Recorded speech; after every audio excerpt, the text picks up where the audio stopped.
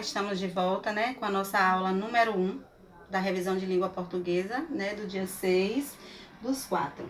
Revisando o gênero textual fábulas, né? Como a Pro já falou na sala, a fábula é um tipo de texto, porque os gêneros textuais são diversos, né? Existe poema, existe música, existe receita, existe biografia, são diversos tipos de gêneros textuais que existem e nós já vimos esse em sala, que são as fábulas. Quais são as características de uma fábula? Né? A gente aprendeu na sala que a fábula é um tipo de texto onde os animais são os personagens e falam entre si dentro desse texto, né? É uma história em que os personagens são animais.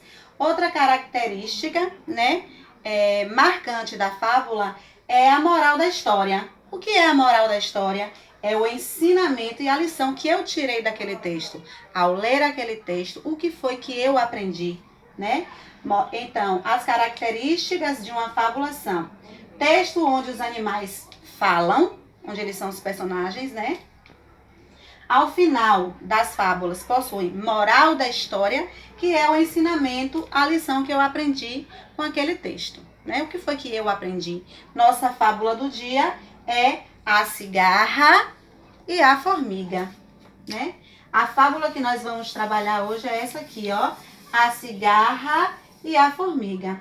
Mas não só existe a cigarra e a formiga, porque a gente sabe que nos livros didáticos existem muitas histórias onde os animais são personagens, onde os animais são participantes ativos da história, né? Então aqui eu vou citar para vocês alguns títulos de fábulas para que a gente possa desenvolver aí no decorrer da semana algumas atividades, né?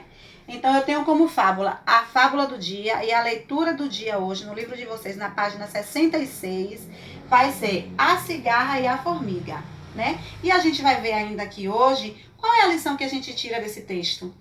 Foi o ensinamento? O que eu aprendi ao ler esse texto? Não é? Porque o texto consiste em a gente ler e compreender, né? E entender o que foi que aquele texto quis nos transmitir.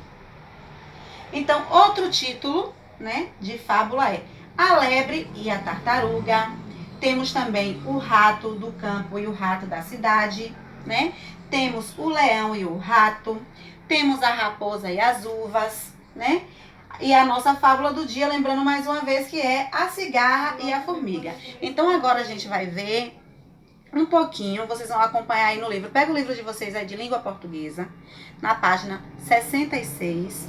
Vocês vão acompanhar a leitura.